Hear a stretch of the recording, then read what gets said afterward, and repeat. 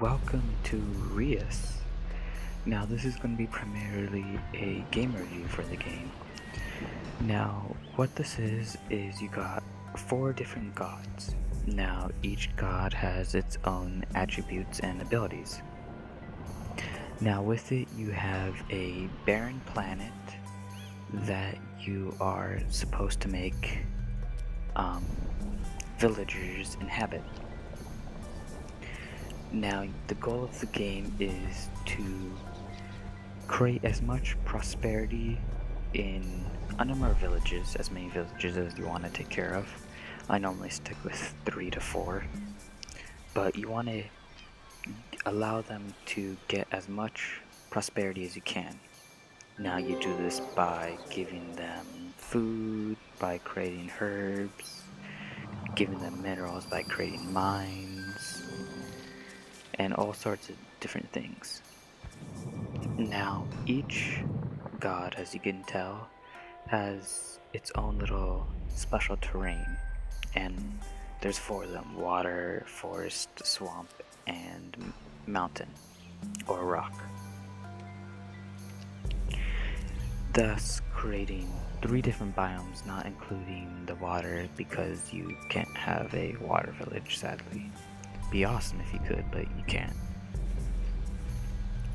Now, my favorite would have to be either the forest or desert villages, only because they seem to be a lot easier to take care of than the swamp. The swamp has some difficult challenges that you have to overcome to progress your village.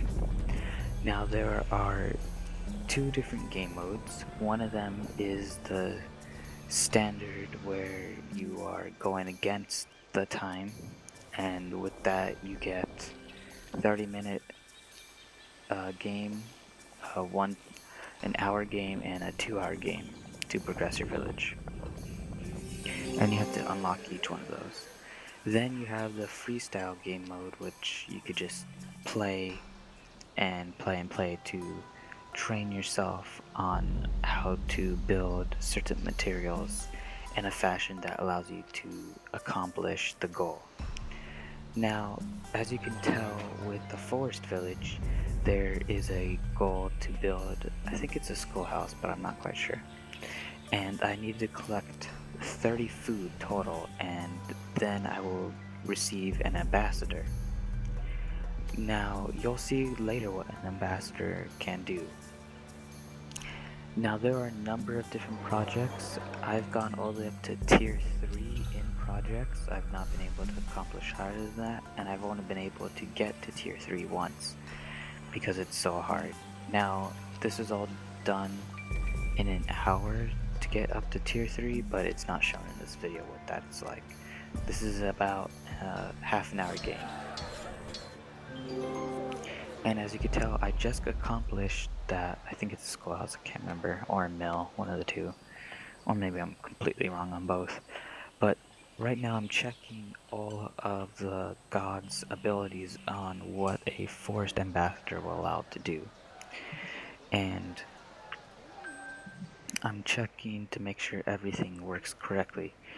And I decided that it'd be best for the forest god to take the forest ambassador, because you get the greatest attribute with it.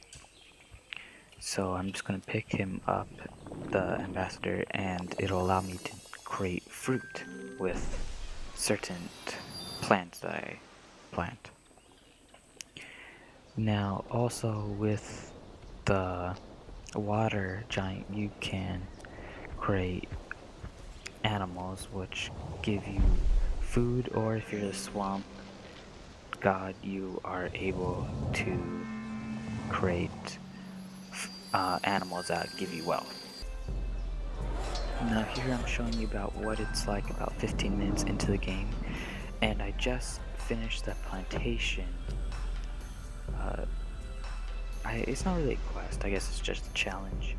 And as you can tell, I have ambassadors on all of my gods except for the swamp, so I'm having the swamp pick it up. And now this is about the last minute and a half of the game, And I'm just trying to finalize everything with my villages before the gods go to sleep, which is what happens at the end of the game.